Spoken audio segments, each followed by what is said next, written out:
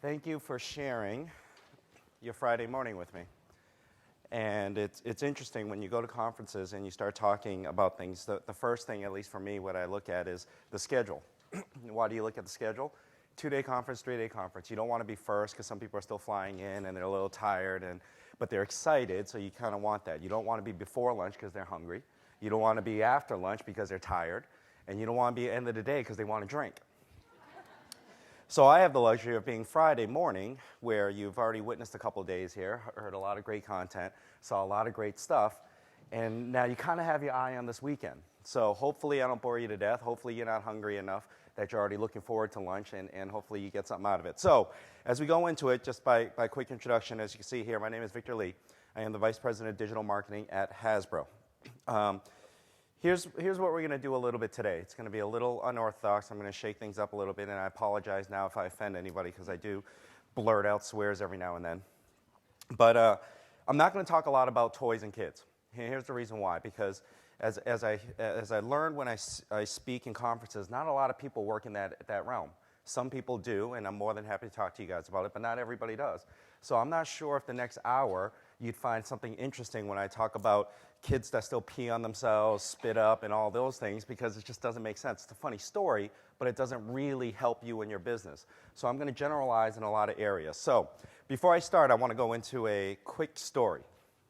When I was about 8 years old, I needed money, wanted money, because chips were expensive then, and soda and all that stuff. And so I went to a local pizza shop near my neighborhood. And the guy said, here's what I'm going to do. I will give you $10 and a large pizza. Here's 100 flyers, and distribute them. And I'm going to mark the flyers, and if they return the coupon, I will give you $0.25 for every flyer that comes back. So make sure you just get them out there. And so I didn't pay attention to the quarter stuff. I was 8 years old. I didn't care. I just wanted the $10 in the pizza. And being a kid and always trying to find a shortcut around things and not really being proactive or innovative, I took the flyers, and you know what I did? I dumped them in a hallway. Sat around for an hour, hour and a half, pretended I walked the block, went back to the pizza shop, pretended I sweat. I was like, I did it. Give me my $10 and the pizza, go back to the stoop and eat the whole pizza by myself. It was a great life. But then it dawned on me, it's like, well, I can make more money. How do I make more money?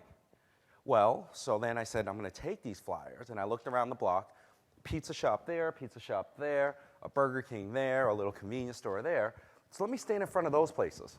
And let me give out those coupons there. People walking to other pizza shops, hey, there's a coupon special. Gave it to them. More people went in. I started getting some of those quarters.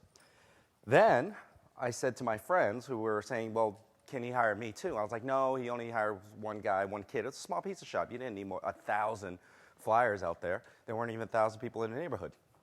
So I told them, I was like, but here's what I can do for you. They wanted to work, but instead I switched it. Here's what I can do for you. I'm going to distribute these. I'm going to give you 20 each. You guys give them out. I can't pay you, though, but I'll give you a slice of pizza. Pretended that I paid for the pizza, where I really didn't because I got the free pizza. So I gave him the pizza. So what does that mean? When everybody talks about these fancy words, here's one context here. I don't like using fancy marketing words. You're not going to hear ROI, integration, and all these things like that. I think that's just a reason for people to write a book. And it annoys me because at the end of the day, what are we trying to do? Most of us trying to do? We're trying to sell shit. So why can't people say that? So what happened then? When somebody says right now, there's a retargeting effort that we can go and capture the minds of the consumer, I gave flyers to people that were hungry. Retargeting at 8 years old. Nothing's new. Nothing's new. That was more than 30 years ago. Nothing is new. So the next thing that happened, I started really realizing there's this mindset. I had all these Transformers toys. Yes, Transformers is one of our brands, and I was a big fan of it. I would get on the school bus and have my Optimus Prime, and I have all these other kids jealous that I had this toy. So what would I do? For $0.25, I'll let you hold it for the day, and then when you get back on the bus, give it back to me. So I rented this. I rented a toy at 10 years old. I would come home, my mom would say, why do you have so many quarters all day? I don't know, but it was video game money, back when video games were a quarter. So it was great. I would rent them out. Now, you flash forward to this. How to Eat Fried Worms, right? Everybody remember that book. So in elementary school, or it's our 4th grade, they used to give out these pieces of paper, I forget what they were called, but it was like every semester or so, and you get to order books, comic books, and these books everybody's done, they remember. So what I would do is take my pizza money and order a bunch of the books.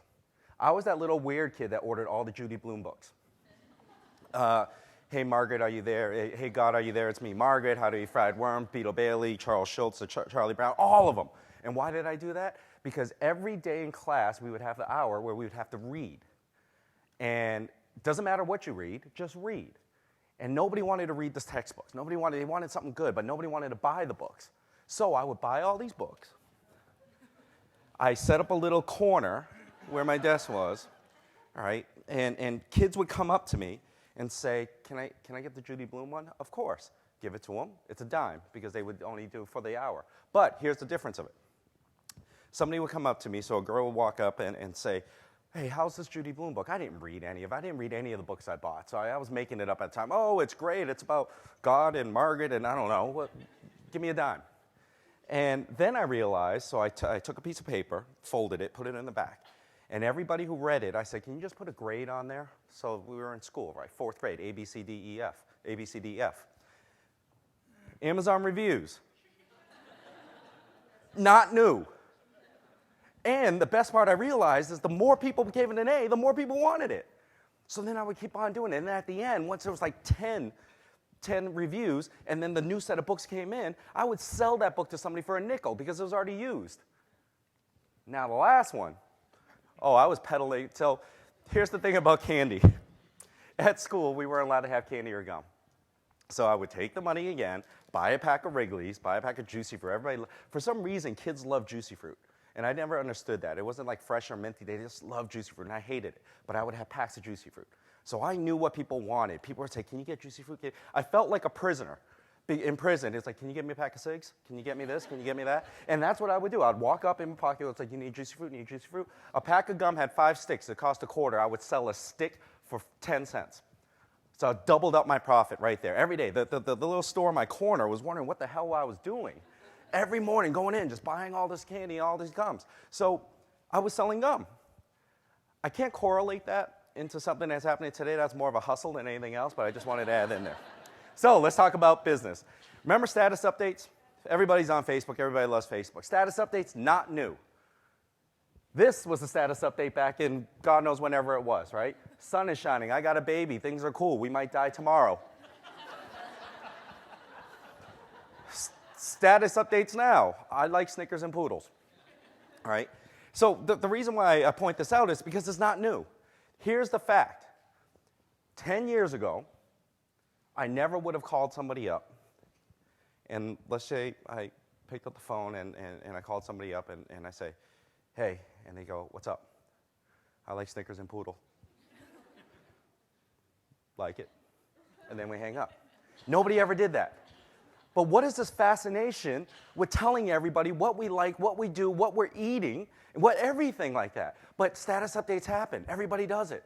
Everybody did it back then. Everybody does it now. So just because there's a platform doesn't make it that big, new, and innovative. How do we use that as marketers? Yes, there's all types of technologies out there. It tells us how to target, what to do, and all this stuff. But status updates aren't new. Posting our lives isn't new. Food art. Norman Rockwell, everybody loves it. And every single person here is guilty of this. Why do you keep showing me your dinner? I don't need to see that steak you ate last night. I don't need to see that chocolate cake you baked. I really don't, because A, it makes me hungry. B, I really don't care what you're putting in your body. But people do it. We're fascinated. We are so tethered by showing off to the world because we have a little device that allows us to. Did you forget when you're having dinner sitting across with somebody that you're actually sitting across with somebody while you're taking your phone? Oh, this doesn't look good. Instagram, Twitter, Facebook, Tumblr, everything. Oh, well, I'm good. There's a meal in front of you. Enjoy it. Eat it. So food art. Relationships. Will you wear my jacket? Let's go steady. Hold hands. Let's tell the world. Let's do it this way. And everybody knows where this is coming to, right? And a relationship is not official until it's Facebook official. And Facebook's brilliant on this because they had every type of status of relationships you could possibly have.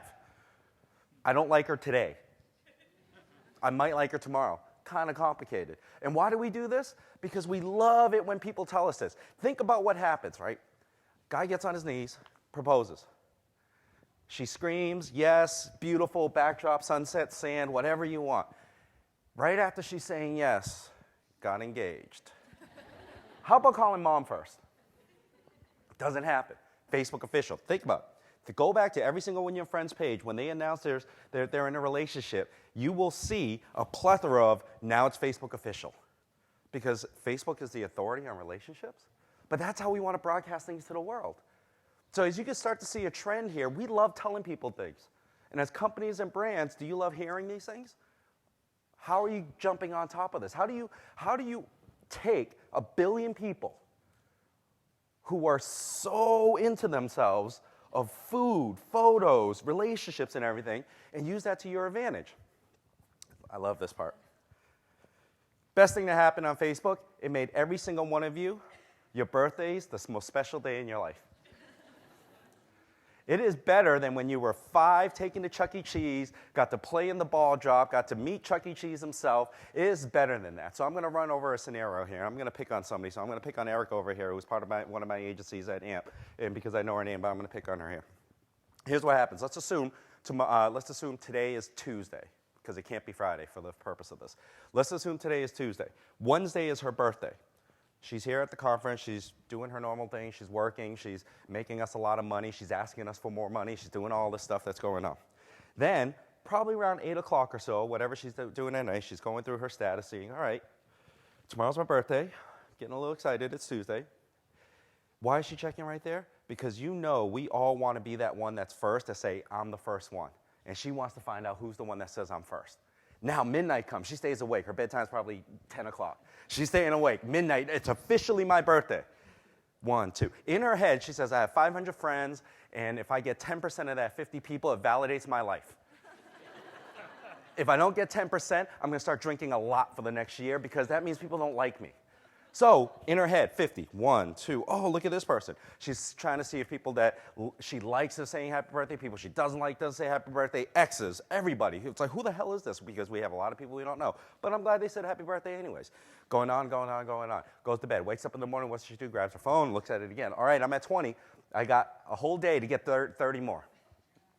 Throughout her whole day at work. Reason why it has to be Tuesday, because everybody goes to work, and what do? They jump right on Facebook. And she's glad that her birthday is on a Tuesday because everybody's going to work and they see it on Facebook. And they're always on the computer. If it was a Friday, not a lot of people are going to be jumping on a desktop on a Saturday morning. Then she loses that 10% count, and it really depresses her for the next year. So that's why it has to be Tuesday. So it's on Tuesday, she's looking through, it starts going. Then at the end of the day, she has her dinner or does whatever birthday celebration she has. She goes home, let's say it's 11 o'clock, she does it one more time. She's probably scanned how many people in her head and has the count. Now she hit the magic 50 number, the 10%. Yes, I'm important, people love me, I feel good, I can live peacefully in the next year. Then she goes to bed, she wakes up the next morning, she scans it one more time. And then what does she do? She does what everybody does. Guys, friends, family, thank you so much, I love you all. You made the girl the most special person ever. Please stay in touch. Why does she do that? Not because she's really thanking them. She's doing that because she wants to get one more residual effect. Because when she puts it up in her news feed, everybody will see it, and the people who forgot jump back on. She can get an incremental 1% on top of that. Sorry I missed it, happy belated. That could be another 5 right there. It's like, yes, I did it. Birthdays. It's a birthday. So, social experiment for every single one of you guys. I haven't done this yet, but I really would love somebody to do this. Here's what you do. Every month, go into Facebook, change your birthday to the next month to the 15th. See how many people remember that it wasn't really your birthday. You might even get some gifts out of it, but that's the extra effect. But change it. See what happens. See what goes on. Because our minds are locked into what a screen tells us. Fact or fiction, we're locked into it. And we have an impulse of saying something and doing something to show that I care and that I've paid attention to you. That's interesting fact, right? Couldn't a brand do that? Breaking news. Back then, sit around the TV, breaking news, Dan Rather comes on and tells us stuff. Everything happens on Twitter now, right? Remember I talked about Facebook official in a relationship? Well, if Twitter said it, it must be real. And that's how we get our news. CNN did a great job in doing this. They realized that people aren't going to run to a TV to turn it on. They're going to run to Twitter. We found out the most celebrity deaths in the last 5 years that happened broke on Twitter. The most celebrity affairs that happened in the last whenever broke on Twitter. Everything breaks on Twitter right now. That's how we get our news. There's a good and bad to it. We get our news instantaneously, but we get our news the most severe and critical world news told to us in 140 characters. I mean, it's kind of weird, isn't it, when you think about it that way? But that's how we're getting our stuff. Now, as we jump into it, here's one thing that I want you guys to think about. Humans, we process images faster than we process words. It's kind of a unique concept, right, if you think about it. Not really that unique. You have a kid, 2, 3, 4, 5 years old. They want pictures. You're not going to drop Judy Blume on them at that age, but they want pictures because they can process it faster. So let's take that theory, which doesn't seem that off or that crazy, and translate it into as an adult. We look at a picture, we instantly can form a story, create a story, get an emotional bond. Stop writing yourselves to death because it's pictures. We're processing it. So what does that mean? Our lives are not told in PowerPoint. Stop writing PowerPoint. Here's what every single one of you have done. You've sat in an office and you thought about a presentation in deck, and let's say you had 8 hours to do it. You spent 5 hours working on the template, 3 hours just saying, I don't know which font should I use? Is it this bullet? Is it right justified? Is it left justified? Should I center it? I need to go to Google Images. I need to find this. Where's your stuff that's supposed to go in there? Where's the time you spent doing this stuff? So you write it all in PowerPoint. You write it all in bullets. Yes, I did this. It's in PowerPoint. These are only bullets you'll probably see in this presentation. So if I was trying to explain to you who my life is, this is my life, right? That's boring. You don't want to see that in that boring. Yes, I do have a big fascination with 80 songs, and I will challenge anybody in here on that. Our lives are told in photos. Picture speaks 1,000 words. Think of that emotional response you just got when you saw a photo. It's warm. Oh, look at that. What's that? And I could tell you a story right now.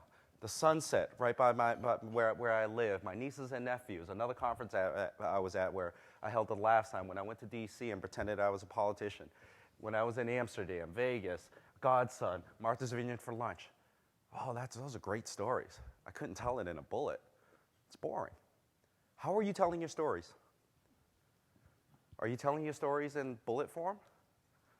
Or are you making your stories come to life? So without a story, no one's interested. It's plain and simple. When I was at South by Southwest a couple of years ago, I saw the sign on the street.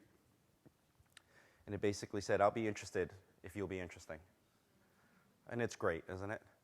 We work for companies that have to establish interest. Are you establishing interest? Are you interesting? Because as I talked earlier about status updates and all that stuff, it was light fun, but let's be honest. If you can't capture somebody immediately and you're forcing them into this area that's really hard to do, they're going to go away. Their thumbs are faster than their mind, and they're just going to disappear from you. So be interesting. All right, here's the words that I hate. Big data, wow. What does big data mean anyways? I don't know. Somebody came up with it. They said there's this word big, which everybody gets afraid of, and data, which people are more afraid of. Let's put it together, and I'm going to write a book. The reality of big data is we've always had numbers. We've always had numbers. Yes, we have more numbers now than ever before. We have more information now than ever before. But the day you were born, we had big data. 7 pounds, 2 ounces, 12 centimeters. Born on 12:58 a.m. on December 31st. That's a number. Every time your parents took you to the doctor, 90th percentile, growing 3 inches. That's numbers. What makes it different now when somebody put a label on it? It's not. So what does big data mean? Well, I love this quote from Jay-Z. He did this at the AMAs a couple of years ago. When he won an award, everybody was giving him a lot of flack because they said he was selling out to the hip-hop community. And he goes up to the stage, accepts the awards. He says, men lie, women lie, numbers don't. And he used it in a song. Other people use a song, but it's a fact. And I'm sorry for all you agency people out there, and I was an agency person for quite a long time, is that you have a creative person that just says, here's an idea, here's a concept, I love it. Why do you love it? I think it's cool, and I'm going to win an award, and I want to go to con. Well, last time we did this, we almost bankrupted the company. I don't care, it's cool, I'm the creative director. I am Don Draper. Do it, asshole. Get me the meeting. No, here's the numbers. Numbers are indisputable. You can't fight that. If you're armed with the right data and the right numbers, you win every single time. So, data system, something that I drew up about a year ago, which can mean nothing or anything to you guys. I don't know. I'm still trying to figure it out. Imagine the world of your business right now. The sun is sales. Everybody wants to sell shit, right? Remember when I said that? And now you have the 9 planets. I know, don't say anything. There's a punchline to this. If you start off at the end and you say, in the solar system, you have to generate awareness. As you keep on going down the line, it's what do you measure? From the click-through rates to page views, to likes, to followers, task completion, attribution, high-value behaviors, and loyalty. So you get closer to the sun, you get closer to sales, right? It's pretty intuitive. It's pretty easy to do. So for all you media agencies out there, calling you out right now, I'm going to tell you this right now. Anytime you come up to me and says, well, here's your $10 million, I established awareness and high impressions, I'm going to say, are you freaking kidding me right now? Because awareness doesn't matter. I can tell you right now for Transformers, one of our top brands out there, find a kid who doesn't know who Transformers is. You establish awareness? Great. You just did a job that we've done for the last 30 years. And then the agency says, pay me more money. I establish awareness. By the way, the benchmark was 10 million impressions. I gave you 10.1 million impressions. Give me a bonus. Are you kidding me? Really? Did you sell anything? Oh, that's not our job. Wow, not a job? So when anybody tells you awareness and impressions and then beats it down that you owe them more because they over-deliver that, remind them that Pluto doesn't exist. And then RFP the business. I'm kidding. Kidding. So, who woke up this morning? Show of hands. Said, today is the day I want to be average. All right? So this is awkward. I've done this a lot. I've actually had people raise their hand. I was speechless. I didn't know what to say. I was like, you want me to buy you a drink? I mean, you're all right? There's good scone outside. Here's the reason why I say this. Again, media agencies, putting you guys out there again.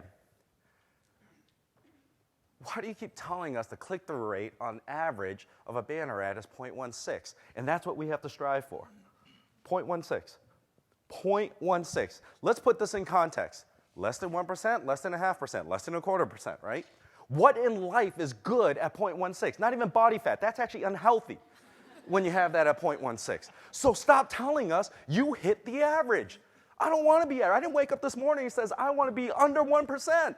Success. And then they tell us we need more money. We got you at 0.2. Good for us. 0.2. Really? 0.2. What in the world? Who wrote in this book that 0.16 is what we should accept in life? Are you kidding me when you come up to us and say, here's a $5 million plan. We're going to benchmark it at 0.20, which is 0.04 better than the average, so we're good. We're going to benchmark it at that, and then they deliver at 0.21, and then they throw a party for you because they delivered a 1/10 or 100th of a percent. Great. So now if you did the math of impressions, yeah, 2 people. Really? Let's put it in different context. What does 0.16 mean, right? Stop telling us it's a success. Full house. If you got in your car right now and drove down to Foxwoods, take the 2-hour drive, sat at the table, took $100 out, put it on the table, say, I'm going to play a hand of poker. Your odds of getting a full house is 50%. Are you better off spending your banner ad money playing a game of poker? And again, I'm going to put this in context here. I'm not saying banner ads don't count. They are. I spend a lot of money on them. They're valuable. But we are smarter than that. The internet isn't old. It's new. I look at the web, I look at digital, I look at all this stuff as the national anthem to a baseball game. We got 9 more innings left to play. This is brand new. Al Gore is still alive when he invented it. He's still alive now, right? People are still discovering it. The government doesn't know what to do with it. All right, cookies, no cookies. What is a cookie? Chocolate chip cookie? I don't know. People can't track. They don't even know what to do. It took TV about 50 years before they regulated it. This is brand new. The time I've been up here on this stage, everything's been reinvented. So I'm not saying don't do banner ads, but you could be smarter than that. You could push your agency for that. Don't settle for average. So now, let's say tonight, it's Friday night, you go out, you have a little fun, you're with your boyfriend, girlfriend, spouse, or whoever it is that you're out there with, and you get a little tipsy. Well, your odds of conceiving and having twins are 2.5%. Yeah, kind of creepy when I say that, but all right. Harvard. Any Harvard grads here? 1. All right, I'm sorry. If you applied, your odds of getting into Harvard is 1.1%. Better than a banner ad. Really? I can get a Harvard education, all right? Now, nothing against Harvard. I can get a freaking Harvard education. before I can get somebody to click a banner ad that says, win this now, $1 million. Really? I would stack my odds on I want to go to Harvard. So far, what has happened is I'm a millionaire because I play poker, I have twins, and I'm Harvard educated before I spend a dime on a banner ad, or at least accept what some companies are telling me what a good banner ad is. Navy SEAL training.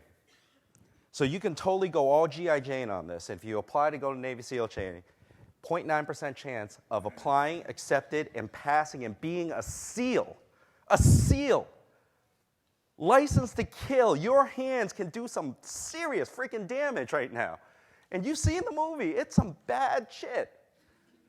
Better than your banner ad. So let's go back. I'm a millionaire. I have twins, Harvard educated, and now I can kick anybody's ass on the face of this earth before my banner ad's clicked. How many people flew out here? All right, I'm sorry about this one. This one I'm truly sorry about. So as you fly back and you think about it, right? Think about this, and this is really morbid. Your chances of surviving a plane crash. So go back. Full house millionaire, twins, Harvard educated, can kick ass, and now I just survived the plane crash. Kind of scary when you think about it, right? So when your agency, or if you are an agency, and you start saying about you've hit your average, remember that. We have better options to have a better life and stories to tell than that banner ad click. Everybody knows Facebook. It's the third largest country in the world. It's 1 billion people. Here's what I love about Facebook. And I talked about birthdays, but here's something else that I love about Facebook. Photos. Are we really so vain? Think about it. Think of how vain we are. We update our photos 250 million times uploaded every day. 13.5 million profile pictures. How vain are we? If we have 50 friends, why do we need to keep changing our profile photos? Now it is take the photo, it's Facebook worthy, put it up. And here's the worst part about it. In your homes, you probably have photos up. Nice frames on the wall, on a table, on a mantle. You have all these photos up. And now let's say you're dating somebody and you have great photos. You put it all up. You guys are in love. You're smitten. You're singing Air Supply songs. You're sharing forks. You're doing all these great things together. You're actually sitting next to each other at a table, and people say, why are they sitting next to each other, not across them? You're just so stupid. Why are they doing that? Because they're in love. Then it goes bad. All hell breaks loose. It goes bad for whatever reason. His fault, her fault. Doesn't matter. So you're a little mad, you're a little angry, you try to win her back, you keep sending flowers, stuffing notes in there, you listen to more Air Supply songs, and now like you added Chicago into it, and then you added Journey, and now you're really depressed. But there's a photo you have up on Facebook that you really like, but she's in it.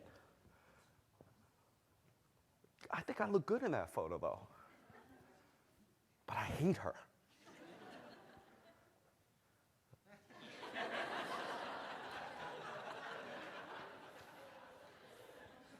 I have 2 arms, by the way, but the photo won't show that. Because I'm okay cutting an arm off. Because I thought in this nice trip to Martha's Vineyard over the cliff that we had a great date on a great afternoon, had a great lunch, and I thought it was great, and then she broke my heart 2 weeks later, and I was like, but I still like this photo. So I just cropped it off. You would never put this photo up in your home. You would never put it in a frame. And the people that go to your house, probably 10 people a week, I don't know, not a lot. But you get hundreds of thousands of people on your Facebook page, but you're okay with that. And the worst part, you guys will like that photo when I put it up with my arm cut off. You would. And then there's some jokes, oh, sorry to hear what happened, because now that's the sign of, oh, yeah, probably didn't end well. But then that's what people do, all right? How vain are we on photos? Look at what the web has done to us. Let's make a viral video. All right, I love this one. So at Hasbro, for all the brand teams, I actually charge them money when they say, we're going to make a viral video. Who the hell can sit in a room and say, we're going to make a viral video, 10 million views. We're going to be famous. If that was possible, and if that was an option, I wouldn't be standing up here right now. I would be somewhere owning an island because I cornered the market in how to make a viral video. Really? What the hell is how to make a viral video? Everybody says that. I actually throw up a little bit in my mouth every time I hear that. There's an internet angel that loses its wings every time somebody says, let's make a viral video. Let's stop killing these internet angels because you can't make it happen. So what happens when you talk about viral videos? YouTube, 4 billion views every day, everybody understands it. Here's some weird stats. 100 hours of videos uploaded every minute. Play that out over 10 days. If you played this out over 10 days, you're going to have 1 century's worth of videos in 10 days. That's a lot of cats hanging off a cliff, Bobby bit my finger, guys getting kicked in crotches, brides getting blown over on the beach in their wedding. There's a lot of crap out there. So tell your team when they say, let's make a viral video, remind them of that. If they don't believe it, remind them of this. 60% of videos on YouTube right now have under 500 views. 60%. YouTube isn't a bad platform. Matter of fact, it's a great platform. I love the platform. It's the second biggest search engine out there. Everybody goes there to find something. You can learn how to build a wall, to make a chocolate cake, to bake a dinner. You can do whatever you want on YouTube. 90% of videos have under 5,000 views. Startling too, right? Here's the last stat, which I just found the other day that Google sent me. Less than 1% have more than 1 million views. Wow. How many people in their company have had somebody come up to them and was like, we're going to make a viral video, 10 million views. Where the hell did you get that number? Because it just doesn't happen. Oh, but some people will contest and say, oh, there's such thing as a viral video. Look at what Old Spice did with Old Spice. Look at me, look at her. I'm on a horse, I'm going backward. Yeah, but you know how much money they spent? That was actually advertising. They called it viral. There's a lot of money spent on it, and I love them to death, but not all of us have P&G money. As a matter of fact, I doubt any of us have that P&G type money except P&G. But then you can buy that. And you have the surprises. Yes, I really don't think Psy made Gangnam Style thinking he was going to be an internet sensation. But it happened. So yes, it does. But as a brand, how do you do that? It's hard. So there's context. Throw the let's make a viral video out there. A. 2, find the right people. When you find 1,000 people, the right people that you know will care for your video, I can guarantee you will see 5 to 10 times go up. Because they love it enough that they're going to share it. They love it enough that they're going to push it. Don't just put it out there in the atmosphere and hope for the best. It's a waste of time and waste of money. Mobile. So if I had a dime for every person that stood on any stage that said, this is the year of mobile. It's been the year of mobile for the last 10 years. When is it going to be the damn year of mobile? Everybody's talking about mobile, mobile, mobile, mobile. So it's here. Yes, it's here. Everybody has a phone. Everybody has screens. Everybody has multiple screens. We talk about dual screens, and now there's 3 screens, and now what the hell can we do with all these screens? So here's an interesting fact. 7 billion people on the earth today. It would take you 200 years to count. Don't try this. I had somebody start. I actually saw somebody in the front row a couple weeks ago go, 1, 2, 3, really? And that was the same person that I wanted to be average. Here's some interesting facts. Is this an opportunity? Or is this gross? 4.8 billion versus 4.2 billion. 4.8 billion phones in the world today. So it's early morning. Hopefully all you guys did this morning. But if you didn't, you're in the gross category. 4.2 billion toothbrushes in the world today. Some people, see, you probably didn't brush your teeth. Some people are comfortable talking on the phone with bad breath. Oh, I'm on the phone. They can't smell it. But have a phone. Opportunity, maybe P&G should jump on it with oral care. Gone in 60 seconds, 90 minutes to 90 seconds. Email. The most common used line, right? I'm buried in email. 1,000 emails, 100 emails, 200 emails, 500. Everybody's talking about buried. Have you ever heard somebody say, I'm buried in texts. I can't answer all these texts. No, texts happen fast. It takes 90 minutes on average for you to answer an email. It takes 90 seconds on average for you to answer a text. And I know a lot of people that answer within a 0.5 of a second. It's almost like a chip goes off in their head. Oh, fast typing. So as marketers, it's not SMS marketing. It's not that. It's understanding the little bite-sized conversations, those micro-contents that happen, that trigger that response, that makes them want to text. Think about it. If you want somebody to do something, don't think about it, how are we going to make them respond, what are we going to make them do? Think about it, if you want somebody to do something, how do we make this so it feels like it's a text response where they can do something really quick? How do we make it easy for people to do something? Really easy. If you got 5 clicks, I saw something, and I'm not going to tell you the brand because they may be in here or whatever. I saw something where it said, it was a standee at a restaurant, it said, take a photo, then go to the mobile website, enter a code, they come back to me, upload the photo, and see if you got a sandwich. It was a fast food restaurant, right? So it was about $3 for the sandwich. Not worth the effort. 4 steps to get a ham and cheese sandwich. Really? That is not speed of 90 seconds in texting. That is actually, do you want me to run across the street and wave my arms like a chicken too and come back and serve you coffee? Because that's how much effort you're asking me to do. Panic attacks. 26 hours versus 68 minutes. On average, it takes us 26 hours to report a lost wallet. On average, it takes 68 minutes to report a lost phone. Yeah, not funny, because here's what happens, right? You walk out of the house. If you walked out of the house today, and let's say you leave the house, you left your kid inside, your keys are inside, your wallet's inside, curling iron's still there, or stove, or whatever it is. It's snowing. You get to your car, you don't have your keys, and you realize you're not even wearing pants. You're this calm because you're holding your phone. Baby's crying, holding a knife up too. Go, look, mommy, daddy, this is fun. And you're like, photo.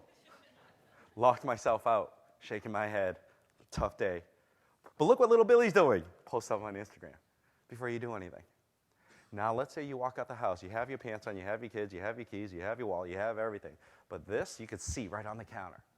And you're like, oh, well, take a rock, throw it through the window, run inside, grab the phone. Oh. Then you would break a window to get your phone. Because what happens if you leave your house and your phone is still there? And you forget about it. Now you're halfway to work. Took you an hour to get in. You're not turning around. You got meetings, you got bosses, you got all this stuff. What do? You panic.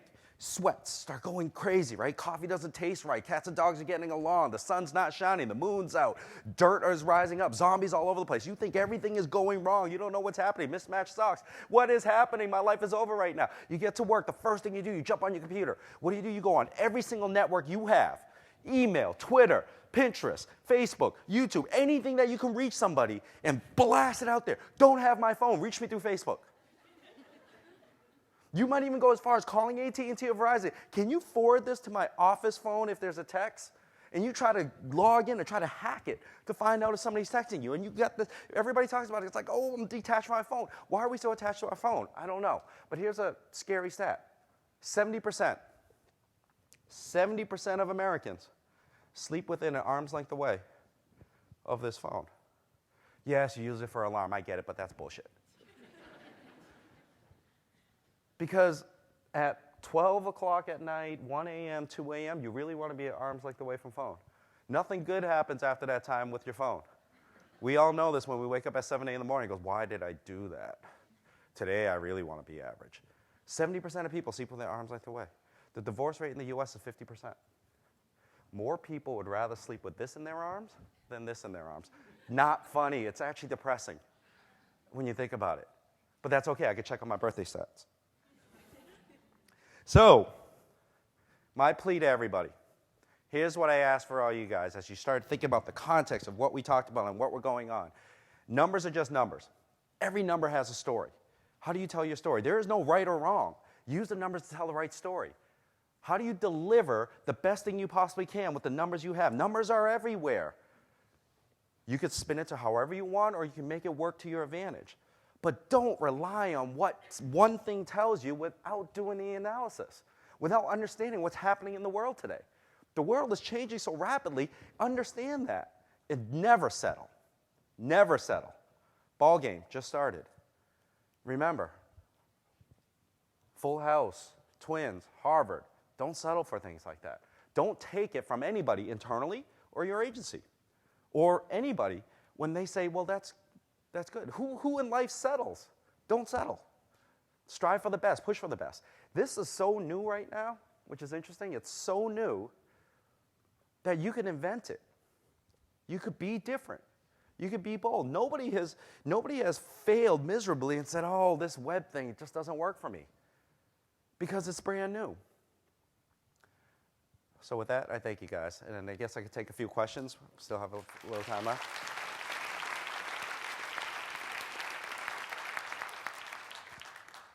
Any questions? Are you guys hungry for lunch? Yes.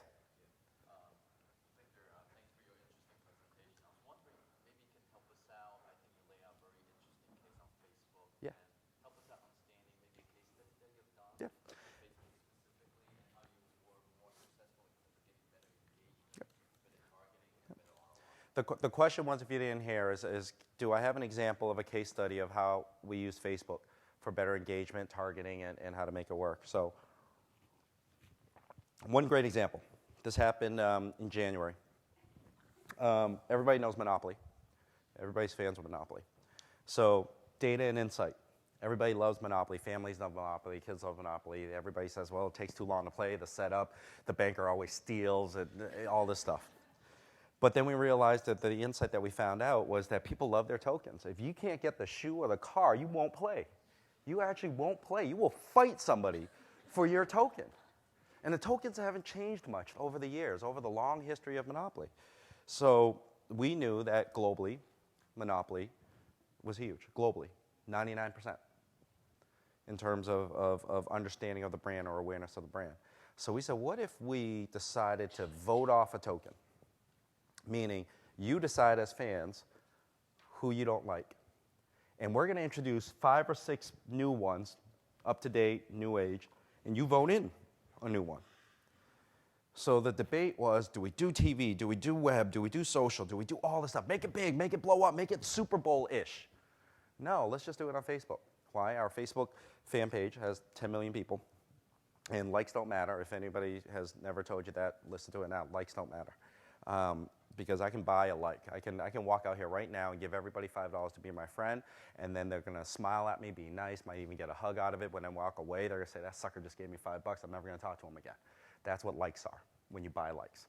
So likes didn't matter, but there are 10 million fans. How do we re-energize that? Well, you start with that base. Hopefully you can re-energize that. Start with that base. So we had a token vote campaign, Save the Token. And it was great content. We had every token go to jail. Fit with the Monopoly brand, right? So you have the cop, goes to jail. So you see little Scotty the dog on a jail, the boot. And then we created these little Facebook videos where it shows the tokens trying to break out.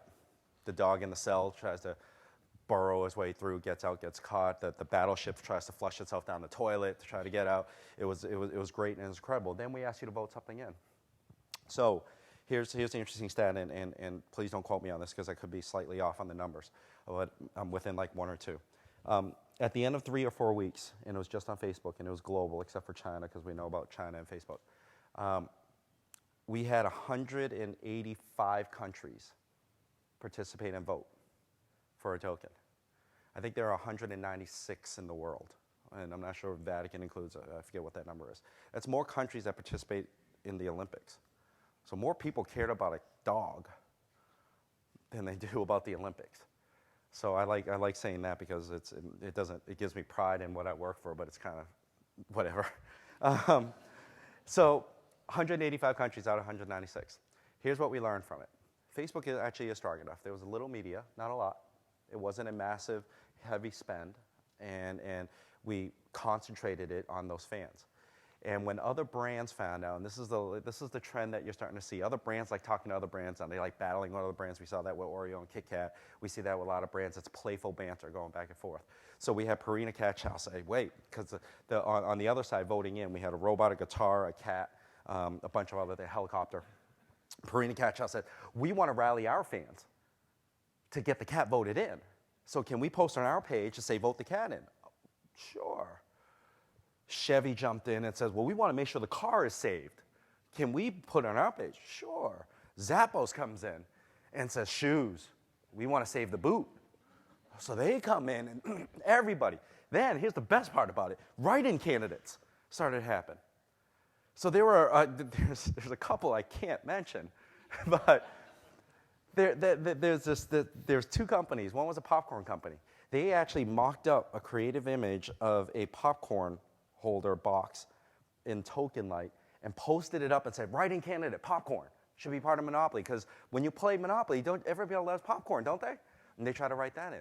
Bacon There was a company, I'm not sure who it was, could be Hormel or something else. They wanted bacon written in. They had a skillet with bacon inside. That was actually my favorite because everybody loves bacon. Like I would bathe in that thing if I could.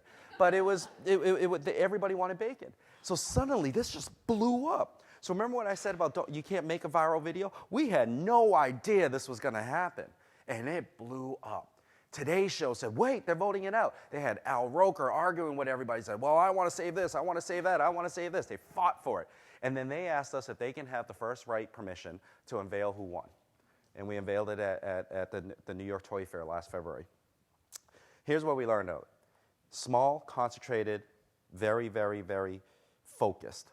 Sometimes you can go too big and oversaturate. When you have a platform, when we use Facebook, where you already had a built-in audience, and we knew it was global, we had countries at Hasbro, country leaders, fighting with each other's countries, saying who could get the more votes. The UK better than Germany, better than France, better than Spain, Asia. Everybody was fighting to try to rally more votes. So it was a little playful competitiveness internally in the company. And then at the end, the second thing we learned, wow, people love cats, don't they? What is up with cats? It was by a landslide. Here's what I learned. People hate irons, so they love wearing their clothes wrinkled. They love cats. So the iron is out, the cat is in. We had an exclusive product that had all the tokens with the iron in, and we had all 5 tokens that you can vote in one box. It was a Target exclusive. Target couldn't get enough of them. Gone, just like that. Sales up. Can't tell you the percentages, but it was really high. Really high. Sales went up. So that is, and here's the interesting part. Can I tie in that promotion to sales? Well, typically in our industry, you're not getting a lot of game sales in January and February. And we only did one thing at that time to support Monopoly, and that was this. There was no media except for Facebook, and there was PR. That's it. Can I definitively say that program drove sales? Absolutely can. So that's one example of how we use Facebook. Can I measure? Using like third-party data, like Facebook using like data logic, There are ways, the question was, can I measure offline sales with that data logic stuff? Yes, you can. I think in that instance, because the timeline was so small, we just we did the broad approach. Did a program, baseline sales, this time last year, January going in, sales spike up. We could have analyzed it to death, absolutely. If we had other factors in, we definitely would have analyzed it more. But yes, you can, because yes, you can see if somebody did this, if they had user data, if Facebook allowed us to do that. Look at like all these modelings, and I hate those words again, right? But you could do that, absolutely, and we have done that in the past for other things. Okay? I got the 10-minute mark.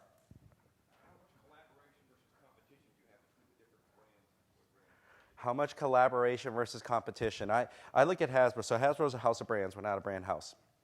And Hasbro is a household name, but nobody buys Hasbro. They buy Transformers, My Little Pony, Monopoly, Play-Doh, Little's Pet Shop, G.I. Joe, Marvel, Star Wars. They buy all those. Everybody loves those brands when I say that. When I say Hasbro, oh, yeah, I'm kind of familiar. But then they said, well, is Lego part of it? No. Yeah, really? Did you just do that? So is there competition? Yeah, there's healthy competition. But in my role, digitally, I oversee all the brands globally. So it's a common phrase everybody uses. I have to love every kid the same. Every kid has to be fed. Maybe one kid gets a better bed. But they all eat. They all have a roof. They all have clothes. Right? One might be a better athlete. One might not be. No disparaging toward the brands, but yes, we know we have our franchise and power players. You have your Transformers, My Little Pony, Little's Pet Shop, Play-Doh, Monopoly. You have your big ones. Then you have the other ones that are just getting there, that are strong enough to make a big impact. Furby's being one of them, where it made a huge statement last year. And everybody's like, oh, Furby, that thing, it's so annoying. It never shuts up, doesn't have an on-off switch. But people love it. Kids love it. Kids love it because it annoys the parents. Parents love it because it keeps the kids busy, but parents hate it because they won't shut up.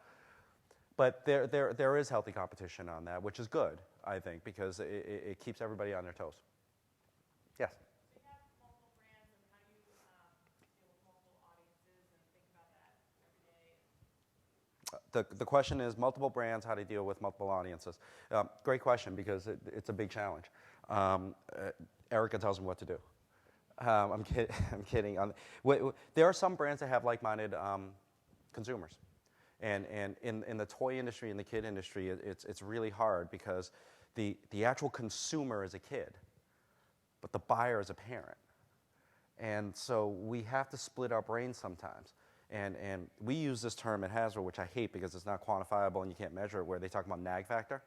So if you hit a kid enough with a message, they'll say, mommy, daddy, get me this, get me this. How do you measure how many times a kid nagged their parents? How do you quantify that? You can't. So we do balance it off with the right type of content, the right type of engagement, right type of all that stuff, those words that I hate again. Get a kid involved, get a kid to like your stuff. Show them something, get them to play. Then pulse it with a little bit with the parent stuff. And hopefully we're considered. We do a lot of innovative different trials of stuff to try to split the audiences. We never go 100% of one over the other, except for in our preschool line, which I can't expect a 8-month-old to say, mommy, get me something. I mean, they're still busy pooping in their pants. But that's 100% parent focused, and mom, dad. And so sometimes it's hard because you do have to split budgets. How, when, where, that's where the measurement comes in to understand which way to shift. Okay? Yes? With the multiple brands, are you able to get the data, like for the like-minded consumers, get the data across brands and therefore use, for instance, the Monopoly platform, Facebook platform, whatever, to sell or to market or to promote something on ahead of time? So I'm going to paraphrase it a little bit for everybody. Is can we use information across all the brands to help cross-sell other brands, right? And are you getting it? Are we getting it? We are getting data everywhere. We get it more than we could possibly believe. So as I talked about, AMP does all our analytics. They provide enough data to us that could make NASA feel bad.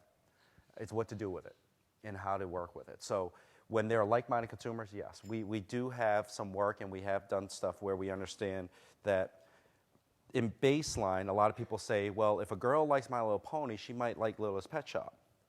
Shopping cart data might tell us if a parent bought Play-Doh, they actually bought Nerf too. That's an insight. That's data across everything.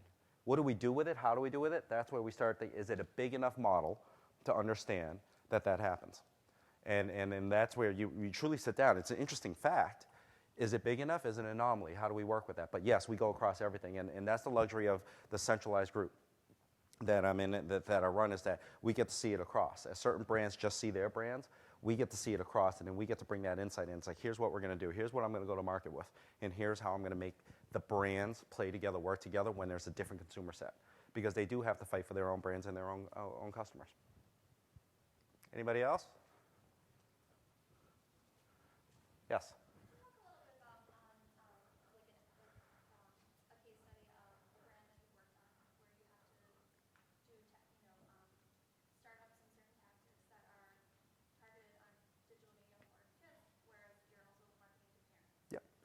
The question is a case study of media for kids and media for parents.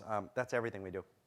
And the challenge we have with kids is there's a handful of massive networks. Cartoon Network, Nickelodeon, Disney, top 3. So yes, we do advertise on them. You can watch it on TV, or if you go online, you'll see us on there. But that's a highly competitive space. And sometimes our competitors outbuy us. So in cases like that for kids, we have to be smarter about that. And how do we become smarter about this? This is when, is it necessary to be on a big platform, but you're only going to be at a 5% voice, and then you're going to get drowned out by everybody else? Or do I take that 5% out and spread it across the long tail effects, the retargeting effects, and do all that stuff? Yes, we do a lot of that stuff. We have a luxury of at any given moment, we're probably marketing up to 50 brands. That's how big our house is. But at any given moment, when you walk into a Walmart or Toys R Us, you'll see about 250, 300 brands that's under Hasbro. So we have a luxury of so many different brands. We get to pick and choose and Apple pick certain things as we keep going for kids. And we know the kids, they're going to be focused on a couple of things. Can I watch it? Is it cool? Can I play it? And that's it. And can I do it on my phone? So the kid thing is actually interesting and in some cases easy, because it's an easy trend. They're on their phone. They're playing something here. And they're online or certain law-abiding sites like the Nickelodeon Cartoon Network. Parents are a little bit more different. The good thing about digital and parents is it's a lot cheaper than buying parent TV. because I can hit 20 million parents at a drop of a dime compared to dropping an ad on Grey's Anatomy. And I can't measure Grey's Anatomy. You can see, ran an ad, GRPs, did sales happen. But at least on the digital side, we can do a lot. So that goes into all the sophistication of technology that everybody provides now, whether it's audiences, lookalikes, models, building, all those things. That's how we build it. So the case study actually is all of Hasbro that we do it on.